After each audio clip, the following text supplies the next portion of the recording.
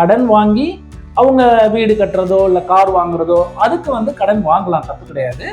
ஆனால் அந்த கடன் செலுத்தும் இஎம்ஐ அப்படிங்கிறது வந்து அவங்களோட சம்பளத்தில் 50%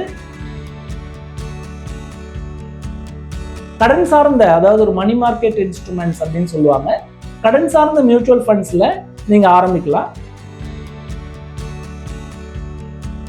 அதாவது ஒரு டேர்ம் இன்சூரன்ஸ் அப்படிங்கிறது கண்டிப்பா தேவை.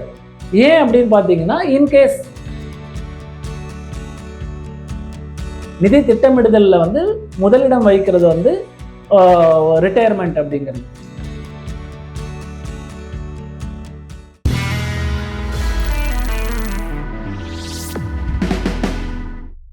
வணக்கம், நான் ஸ்ரீதரன் பேசுறேன். இன்னைக்கு பொதுவாக பார்த்தீங்கன்னா எல்லாருக்குமே வந்து சேமிக்கணும் அப்படிங்கிற ஒரு எண்ணம் எல்லாருக்குமே இருக்கு. ஆனால் எவ்வளோ சேமிக்கணும், எவ்வளோ சம்பளம் வந்தால் எவ்வளோ சேமிக்கணும், குறைந்த சம்பளம் இருக்கிறவங்க சேமிக்கலாமா, இல்லை அதிக சம்பளம் வாங்குறவங்க மட்டும்தான் சேமிக்கணுமா அப்படிங்கிற மாதிரி நிறைய குழப்பங்கள் வந்து எல்லாருக்குமே இருக்கு. இன்னைக்கு ஒரு உதாரணத்துக்கு ஒரு 50,000 ரூபாய் ஒருத்தர் மாதம் சம்பளம் வாங்குறார் அப்படின்னாக்க அவர் எந்தெந்த விதத்துலலாம் வந்து சேமிக்கலாம், என்னென்ன பர்பஸ்க்காக சேமிக்கலாம் அப்படிங்கிறத பற்றி இந்த வீடியோவில் பார்க்கலாம். ஸோ இன்னைக்கு பார்த்தீங்கன்னா ஒரு 50,000 மாத சம்பளம் வாங்குகிறார் அப்படின்னு பார்த்தீங்கன்னாக்க அவரோட பட்ஜெட்டிங் எப்படி பண்ணலாம் அப்படின்னு பார்த்தீங்கன்னா, இந்த 50,000த்துல வந்து அதிகபட்சமாக 50%, அதாவது 50%னா 25,000 ரூபாய் வரைக்கும் அவங்க கடன் வாங்கி இஎம்ஐ கட்டுற அமௌண்ட் வந்து 25,000 ரூபாய்க்கு மேலே வந்து இருக்கக்கூடாது. இது வந்து லோன் டு இன்கம் ரேஷியோ அப்படின்னு சொல்லுவோம். அதாவது கடன் வாங்கி அவங்க வீடு கட்டுறதோ இல்லை கார் வாங்குறதோ அதுக்கு வந்து கடன் வாங்கலாம், தப்பு கிடையாது. ஆனால் அந்த கடன் செலுத்தும் இஎம்ஐ அப்படிங்கிறது வந்து அவங்களோட சம்பளத்தில் 50% மேலே வந்து இருக்கக்கூடாது. ஸோ மீதமுள்ள தொகையை என்னென்ன பண்ணலாம் அப்படின்னு பார்த்தீங்கன்னா, அவங்களோட செலவுகள், அதாவது மாதாந்திர செலவுகள் அப்படின்னு பார்த்தீங்கன்னாக்க 30% அதிகபட்சமாக 30% வரைக்கும் அவங்க வீட்டு செலவுகளை வந்து வச்சுக்கலாம். இப்போ வந்து எனக்கு வந்து கடனே இல்லை அப்படிங்கிறவங்க எப்படி எப்படிலாம் சேமிக்கலாம், கடன் இருக்கிறவங்க எப்படி எப்படிலாம் சேமிக்கலாம் அப்படின்னு பார்த்தீங்கன்னா, கடன் இருக்கிறவங்க 50% வந்து இஎம்ஐ வரைக்கும் வந்து அவங்க கட்டலாம். அதாவது 25,000 ரூபாய் இஎம்ஐ ஆகும்.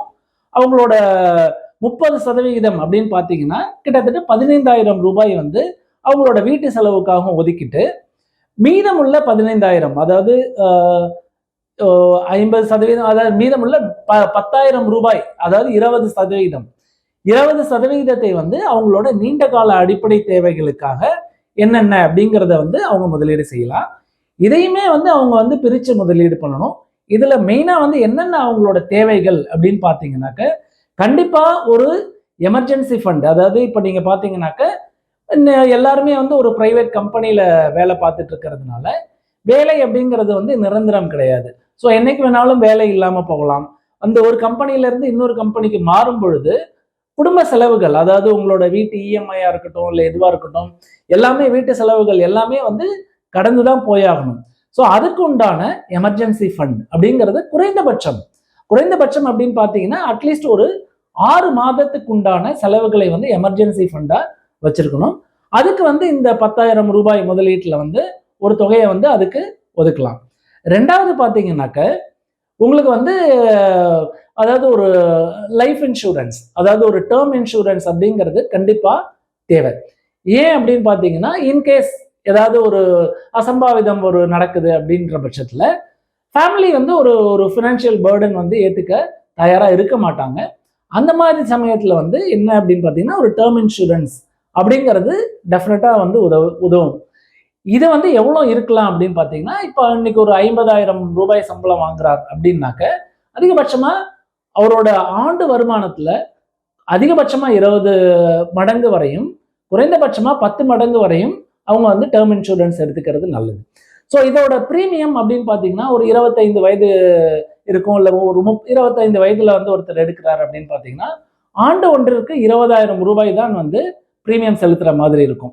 ஸோ அதுக்கு ஒரு தொகையை வந்து ஒதுக்கி வைக்கணும். இந்த 10,000த்திலேயே தான் வந்து அந்த தொகையும் வந்து நீங்க ஒதுக்கி வைக்கணும். இதையும் தாண்டி பார்த்தீங்கன்னா ஒரு ஹெல்த் இன்சூரன்ஸ், அதாவது இன்னைக்கு வந்து ஹாஸ்பிட்டல் எக்ஸ்பென்சஸ் அப்படிங்கிறது வந்து கண்ணுக்கு தெரியாம வந்து அது உயர்ந்துகிட்டே தான் இருக்கு வருடா. ஸோ அதனால வந்து ஒரு ஹெல்த் இன்சூரன்ஸ் அப்படிங்கிறது வந்து கண்டிப்பா ஒரு ஃபேமிலி ஃப்ளோட்டர் பாலிசி அப்படிங்கிறது ஒரு 3 பேர் கொண்ட ஃபேமிலியோ இல்லை 4 பேர் கொண்ட ஃபேமிலியோ ஒரு ஃபேமிலி ஃப்ளோட்டர் பாலிசி எடுத்துக்கணும்.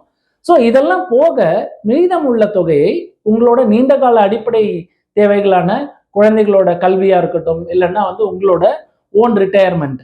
இன்னைக்கு வந்து ஒரு ரீசெண்டா வந்து ஒரு சர்வே எடுத்திருக்காங்க.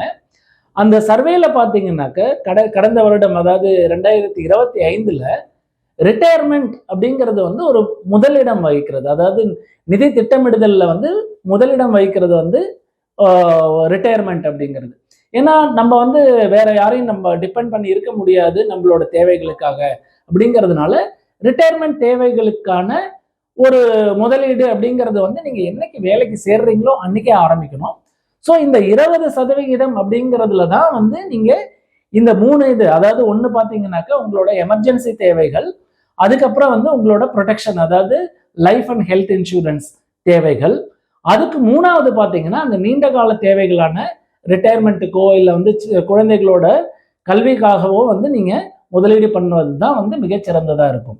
ஸோ இது வந்து சம்பளம் வாங்கி கடன் வாங்கி நீங்க வந்து குடும்பம் நடத்துறீங்க அப்படின்னாக்க 50% வந்து லோனுக்காகவும், ஒரு 30% வந்து உங்களோட குடும்ப தேவைகளுக்காகவும், 20% வந்து உங்களோட நீண்ட கால தேவைகளுக்கானவும் வந்து நீங்க ஒதுக்கி வைக்கிறது நல்லது. இதுவே வந்து கடன் வாங்கல, எனக்கு எந்த கடனும் இல்லை அப்படிங்கிற பட்சத்துல நீங்க அந்த 50%, அதாவது உங்களோட வீட்டு செலவுகள் அப்படிங்கிறது 30%ல இருந்து அதை வந்து உங்களுக்கு 40%, 50% வரைக்கும் நீங்க அதை உயர்த்திக்கலாம். ஏன் அப்படின்னு பாத்தீங்கன்னா நீங்க வந்து ரெண்டுக்கு தான் வந்து வாடகைக்கு தான் வந்து வீடு எடுத்திருப்பீங்க. ஸோ அந்த வாடகையும் வந்து சேர்த்தோம் அப்படின்னா ஒரு 50% வரைக்கும் உங்களோட வீட்டு செலவுகளுக்கான தேவைகளா நீங்க வச்சுக்கிட்டு, மீதமுள்ள 50%, அந்த 50%த்தையும் இந்த ஒரு, அதாவது குறுகிய கால முதலீடுகளான ஒரு வீடு வாங்குறதோ கார் வாங்குறதோ அதுக்கு தேவையான இனிஷியல் பேமெண்ட்டுக்கு நீங்க வந்து முதலீடு பண்ணலாம். அதாவது ஒரு 20% வரைக்கும் வந்து இனிஷியல், அதாவது அந்த டவுன் பேமெண்ட் அப்படின்னு சொல்லுவோம். வீடு வாங்குறதுக்கு முன்னாடி நம்ம ஒரு 20% பே பண்ணணும். அதுக்கு உண்டான அமௌண்ட் நீங்க ஒதுக்கி வைக்கலாம்.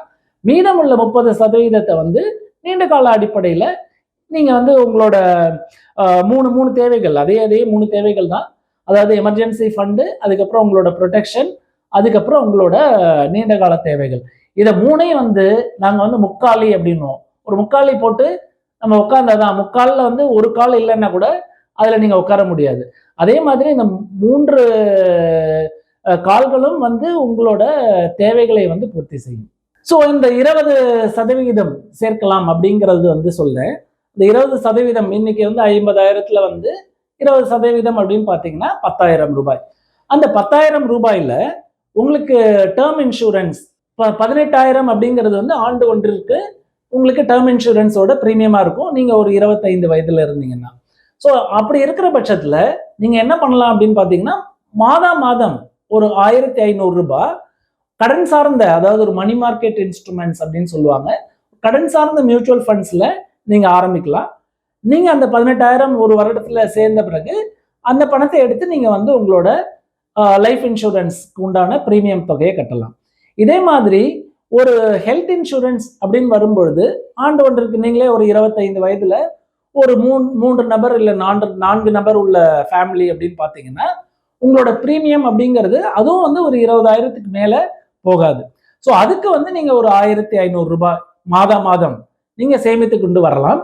அந்த சேமிப்பு அப்படிங்கிறது வந்து உங்களோட ஹெல்த் இன்சூரன்ஸ் தேவைகளையும் பூர்த்தி பண்ணும். ஸோ 3,000 ரூபாய் வந்து உங்களோட லைஃப் இன்சூரன்ஸ் அண்ட் ஹெல்த் இன்சூரன்ஸ்க்காக நீங்க போட்டுக்கலாம். அதே மாதிரி எமர்ஜென்சி ஃபண்ட் அப்படிங்கிறது வந்து ஒரு 2,000 ரூபாய் மாதம் சேமித்து கொண்டு வரலாம். மீதமுள்ள 5,000 இருக்கு இல்லையா, அதை வந்து உங்களோட நீண்ட கால தேவைகளான குழந்தைகளோட படிப்பு செலவுக்கோ இல்லை வந்து உங்களோட ரிட்டையர்மெண்ட்டுக்கோ நீங்க சேர்க்குறீங்க அப்படிங்கிற பட்சத்துல இதை வந்து ஒரு மல்டி கேப் அப்படிங்கிறது பாத்தீங்கன்னா அது large cap, mid cap, small cap எல்லாமே இருக்கும். அந்த மாதிரி ஒரு முதலீடா பண்ணலாம். நீங்க ஒரு 7 வருடம் மேல இருக்கீங்க அப்படின்ற பட்சத்துல ஒரு மிட் கேப் சார்ந்த மியூச்சுவல் ஃபண்ட்ல வந்து முதலீடு பண்ணலாம். இல்லை எனக்கு 5 வருடத்துக்குள்ளேயே வந்து பண தேவை இருக்கு அப்படிங்கிறவங்க வந்து ஒரு லார்ஜ் அண்ட் மிட் கேப் அந்த மாதிரி எக்ஸ்போஷர் எடுத்துக்கலாம். இல்லைன்னா ஒரு லார்ஜ் கேப் எக்ஸ்போஷர் அதுவும் வந்து எடுத்துக்கிறது மிகவும் நல்லது.